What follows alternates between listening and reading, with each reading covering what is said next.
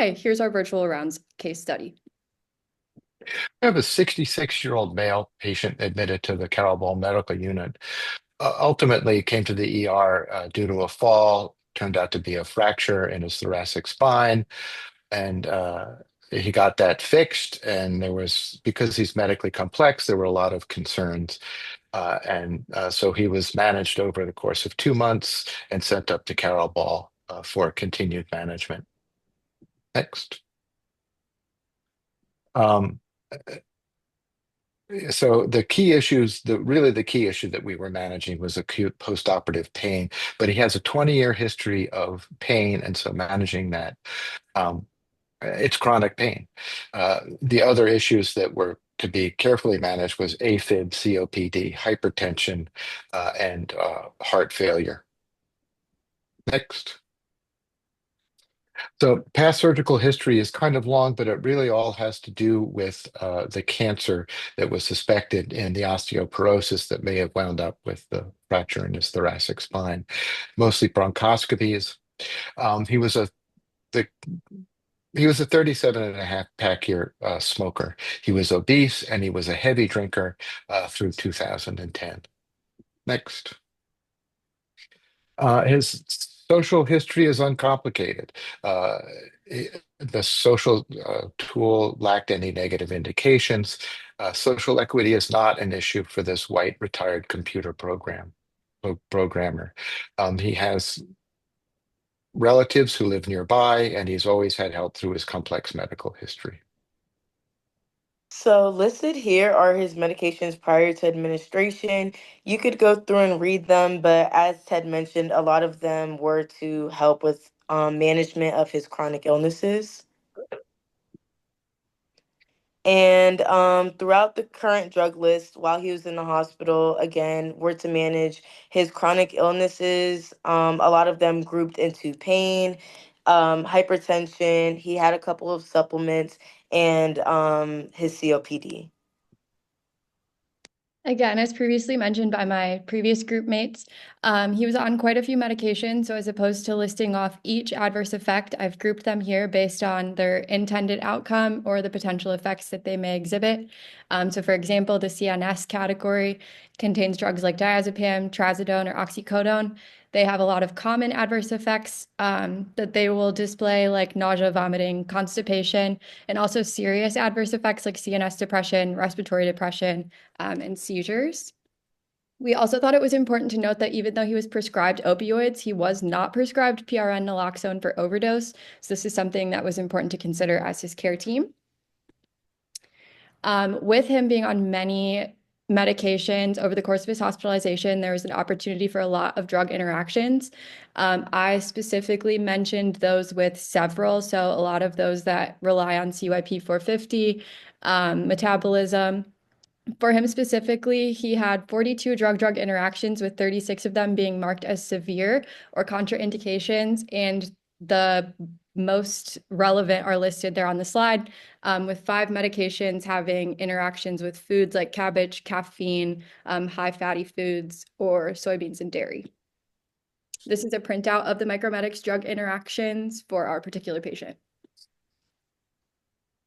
So given that this patient has chronic kidney disease, impaired drug metabolism due to age, and possible liver metastasis, a lot of these drugs are not going to be metabolized like they normally would, which means dosing is going to need to be adjusted. He also has an increased risk of toxicity with a lot of these drugs, particularly digoxin, due to the chronic kidney disease.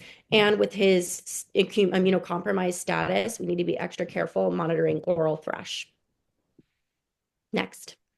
There are a number of administration considerations specific to every single one of these drugs, but keep a close look at whether you're going to be administering with food or without food in the daytime or the nighttime, if the tablets can be crushed or if they need to be swallowed whole, especially with that corticosteroid, rinsing the mouth out after use. Next slide. With the lidocaine patches specifically, ensure that the patches are not cut. They're removed after 12 hours to prevent toxicity. They're applied to intact skin only. The sites are rotated and we're assessing for rash. Yes. So as far as effectiveness of therapy, pain was really the primary nurse addressable history. And he has a 20-year history of pain that began with accessory nerve damage in 2005.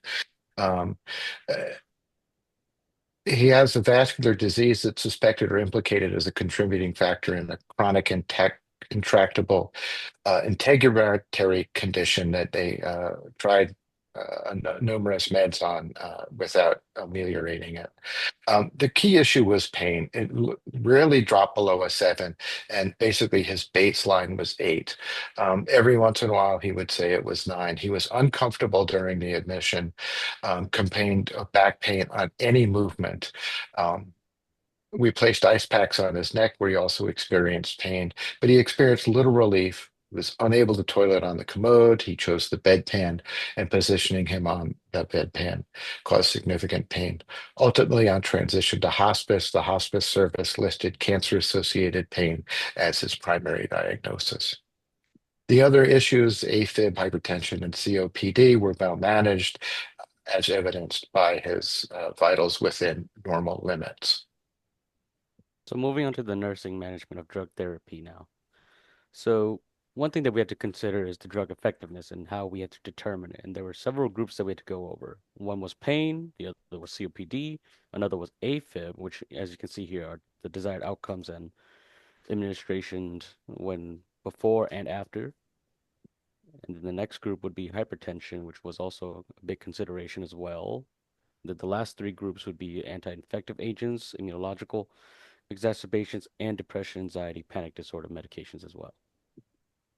And so for the adverse effects experienced by the patient, and so his lab values were significantly that we had to take into consideration were his CO2 levels, which were elevated, his glucose, which was also elevated, his BUN levels, which were also elevated, and the hematological effects that were on his body as well, that were lowered.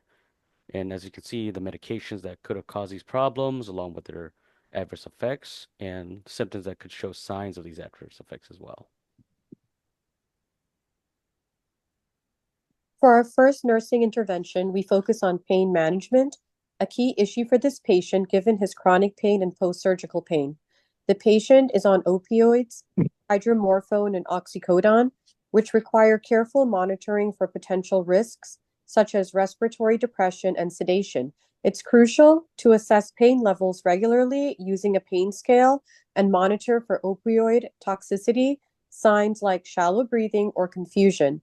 Additionally, we can reduce opioid use by implementing non-opioid pain relief measures such as acetaminophen and methocarbamol and addressing opioid-induced constipation. Next, we address respiratory management. This patient has a history of COPD and a collapsed lung, so managing his oxygenation and airway clearance is vital. We're using bronchodilators and a nebulizer to improve lung function, but it is essential to monitor for side effects like oral thrush and tachycardia from inhalers. We also monitor respiratory rate and oxygen saturation frequently to ensure his lungs are functioning. We also educate him on proper inhaler technique, which is also key to minimizing side effects. Next. Our third intervention focuses on cardiovascular monitoring and electrolyte management, particularly for digoxin or furosemide. The patient is at risk for digoxin toxicity due to renal issues, so we'll closely monitor his kidney function and potassium levels. It's critical to hold digoxin if his heart rate drops below 60 BPM and adjust diuretic therapy based on lab results. Monitoring for signs of fluid overload or dehydration is also a priority, as his furosemide can affect electrolyte imbalance. This ensures that his cardiovascular and renal status are well managed during his hospitalization. Next. Thank you for your time.